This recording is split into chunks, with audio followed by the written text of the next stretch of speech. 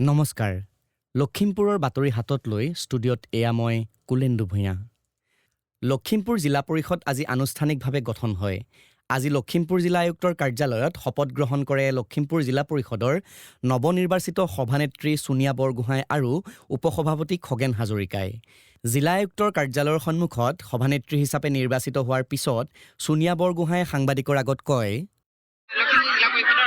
সভানেত্ৰী হিচাপে মই গ্ৰহণ কৰিছোঁ ইতিমধ্যে আৰু মই ৰাইজৰ সেৱাৰ কাৰণে আগবাঢ়ি আহিছোঁ আৰু চাওক মই মোৰ লক্ষ্য আৰু উদ্দেশ্য মই এটাই মোৰ ৰাইজৰ সেৱা কৰা তাৰ বাবে মই এতিয়া পঞ্চায়তী ৰাজ ব্যৱস্থাৰ জৰিয়তে যিটো কেন্দ্ৰীয় চৰকাৰৰ যিবোৰ অভিলাষী আঁচনি আছে সেইবোৰ মই সফলভাৱে নিকা আৰু স্বচ্ছভাৱে কৰিবলৈ চেষ্টা কৰিম লখিমপুৰ জিলাৰ সংগীত কাননৰ ৫৫ সংখ্যক প্ৰতিষ্ঠা দিৱসটি অহা ১০ আগষ্টত উত্তৰ লখিমপুৰ নগৰৰ সমীপৰ আহুচাউল গাঁও ৰংগমঞ্চত উদযাপনৰ বাবে প্ৰস্তুতি চলোৱা হৈছে প্ৰতিষ্ঠা দিৱসৰ লগত সংগতি ৰাখি সংগীত কাননৰ পৰিয়ালে এইবাৰ জিলাখনৰ বিধায়ক শ্ৰীযুত মানৱ ডেকালৈ কৰ্মদক্ষ আৰু শ্ৰেষ্ঠ বিধায়কৰ সন্মান প্ৰদান কৰিবলৈ সিদ্ধান্ত গ্ৰহণ কৰিছে প্ৰথমবাৰৰ বাবে অসম বিধানসভালৈ নিৰ্বাচিত হৈ লখিমপুৰ বিধানসভা সমষ্টিৰ প্ৰতিটো সমস্যা সমাধানৰ বাবে ব্যৱস্থা গ্ৰহণ কৰাৰ লগতে জনহিতকৰ আৰু গঠনমূলক কাৰ্য সম্পাদনেৰে সমষ্টিটোৰ লগতে জিলাখনৰ সৰ্বস্তৰৰ জনসাধাৰণৰ মাজত বিপুল জনপ্ৰিয়তা অৰ্জন কৰা বিধায়ক শ্ৰী ডেকাক সংগীত কাননৰ তৰফৰ পৰা এই সন্মান আগবঢ়োৱাৰ কথা ঘোষণা কৰিছে অনুষ্ঠানটোৰ সঞ্চালক দেৱদত্তই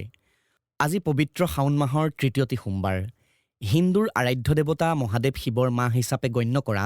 এই পবিত্ৰ শাওণ মাহত ভক্তগণে খোজকাঢ়ি গৈ নদীৰ পৰা পানী আনি শিৱ মন্দিৰৰ শিৱলিংগত ঢালে আমাৰ পূৰ্বৰ বাতৰিত প্ৰকাশ কৰাৰ দৰে কালি নিশা বলবম উপলক্ষে ৰঙা নদীৰ পাৰত ভক্তৰ ভিৰ পৰিলক্ষিত হয় মাজনিশা পৰ্যন্ত সদৰৰ কাষেৰে বৈ যোৱা পহুমৰাৰ ৰঙা নদীৰ পাৰত হেজাৰ হেজাৰ শিৱভক্তই শিৱ অৰ্চনাত ব্ৰতী হয় নিশাটো নদীখনৰ পাৰত শিৱ সংগীত আৰু সংগীতৰ অমীয়া ভক্তি ৰসেৰে পৰিপূৰ্ণ হৈ থাকে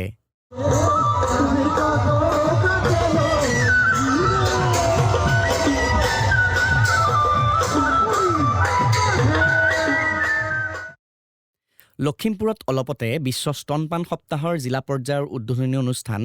চাপৰিগাঁও নগৰ প্ৰাথমিক স্বাস্থ্য কেন্দ্ৰত অনুষ্ঠিত হয় সপ্তাহজোৰা এই কাৰ্যসূচী অহা ৭ আগষ্টলৈকে জিলাখনত অব্যাহত থাকিব অনুষ্ঠানত জিলাৰ যুটীয়া স্বাস্থ্য সেৱা সঞ্চালক ডাক্তৰ বিমান শৰ্মাই অংশগ্ৰহণ কৰে লখিমপুৰ জিলাখনৰ গীত নৃত্য আৰু অন্যান্য কেতবোৰ অতি গুৰুত্বপূৰ্ণ সাংস্কৃতিক কাৰ্যক্ৰমৰ সমাহিত ৰূপ হ'ল আকাংক্ষা সাংস্কৃতিক কলা কেন্দ্ৰ আকাংক্ষা সাংস্কৃতিক কলা কেন্দ্ৰই প্ৰতিষ্ঠা লাভ কৰিছিল ২০১৯ চনৰ ১৩ অক্টোবৰত অমলপ্ৰভা সোঁৱৰণী আকাংক্ষা সাংস্কৃতিক কলা কেন্দ্ৰ নামকৰণেৰে পৰৱৰ্তী সময়ত অমলপ্ৰভা সোঁৱৰণী ন্যাস গঠন কৰা হয় আৰু আকাংক্ষা সাংস্কৃতিক কলা কেন্দ্ৰক অমলপ্ৰভা সোঁৱৰণী ন্যাসৰ অধীনলৈ অনা হয় প্ৰয়াগ সংগীত সমিতি ভাতখাণ্ডে সংগীত বিদ্যাপীঠ চণ্ডীগড়ৰ প্ৰাচীন কলা কেন্দ্ৰ ইণ্টাৰনেশ্যনেল স্কুল অফ যোগ আৰু শংকৰী সংগীত বিদ্যাপীঠৰ স্বীকৃতিপ্ৰাপ্ত আকাংক্ষা সাংস্কৃতিক কলা কেন্দ্ৰত শাস্ত্ৰীয় সংগীত বৰগীত আধুনিক গীত লোকগীত কথক নৃত্য সত্ৰীয়া নৃত্য লোকনৃত্য সৃষ্টিশীল নৃত্য তবলা চিত্ৰকলা যোগ এবাকাছ স্পকেন ইংলিছ আদিকে ধৰি মুঠ ১২টা বিষয়ৰ পাঠ্যক্ৰম চলি আছে তদুপৰি সদৌ অসম মইনা পাৰিজাতৰ অন্তৰ্গত আকাংক্ষা মইনা পাৰিজাত আকাংক্ষা সাংস্কৃতিক কলা কেন্দ্ৰৰ তত্বাৱধানত পৰিচালিত হৈ আছে আকাংক্ষা সাংস্কৃতিক কলা কেন্দ্ৰৰ পৰিচালন সঞ্চালক মুনীন্দ্ৰ নেওগ অসমৰ যোগাসন ক্ৰীড়া সন্থাৰ কাৰিকৰী সঞ্চালকৰ লগতে ৰাষ্ট্ৰীয় পৰ্যায়ৰ প্ৰশিক্ষক আৰু আন্তঃৰাষ্ট্ৰীয় এগৰাকী বিচাৰক লখিমপুৰ জিলাৰ নেহৰু উচ্চতৰ মাধ্যমিক বিদ্যালয়ৰ অৱসৰপ্ৰাপ্ত সহকাৰী শিক্ষক বিহপুৰীয়া বাগিচা গাঁও নিবাসী সোণাৰাম হাজৰিকা কালি বিয়লি বাৰ্ধক্যজনিত কাৰণত নিজা বাসগৃহত পৰলোক প্ৰাপ্তি ঘটে মৃত্যুৰ সময়ত তেখেতৰ বয়স আছিল ৮২ বছৰ অসমীয়া লোক সংস্কৃতিৰ এগৰাকী সাধক অভিনেতা সুবক্তা হিচাপে পৰিচিতি থকা সোণাৰাম হাজৰিকাই জীৱনকালত ভালেকেইখন গ্ৰন্থ ৰচনা কৰি থৈ গৈছে ইপিনে নাৰায়ণপুৰৰ বিচাবৰী গাঁৱৰ অৱসৰপ্ৰাপ্ত শিক্ষক দেৱানন্দ শৰ্মা পৰহি বাৰ্ধক্যজনিত কাৰণত পৰলোক প্ৰাপ্তি ঘটে মধুপুৰৰ গোহাঁইকমল উচ্চতৰ মাধ্যমিক বিদ্যালয়ৰ পৰা অৱসৰ গ্ৰহণ কৰা প্ৰয়াত শৰ্মাৰ মৃত্যুৰ সময়ত বয়স আছিল ৭৬ বছৰ অসম বিজ্ঞান সমিতিৰ পিছলা শাখা অসম ব্ৰাহ্মণ সমাজকে ধৰি বিভিন্ন অনুষ্ঠান প্ৰতিষ্ঠানৰ লগত নিজকে জড়িত ৰাখি সমাজ জীৱনলৈ অৱদান আগবঢ়াইছিল শ্ৰোতাসকলক জনাওঁ যে আমাৰ লখিমপুৰৰ বাতৰি একে নামেৰে থকা ইউটিউব চেনেল আৰু ফেচবুক পেজ ৰেডিঅ' লখিমপুৰৰ জৰিয়তে শুনিব পাৰিব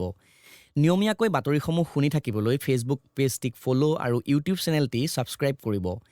আমাৰ আজিৰ নিশাৰ লখিমপুৰৰ বাতৰি ইমানতে অন্ত পৰিল পৰৱৰ্তী বাতৰি প্ৰচাৰ হ'ব কাইলৈ নিশা ৮ বজাত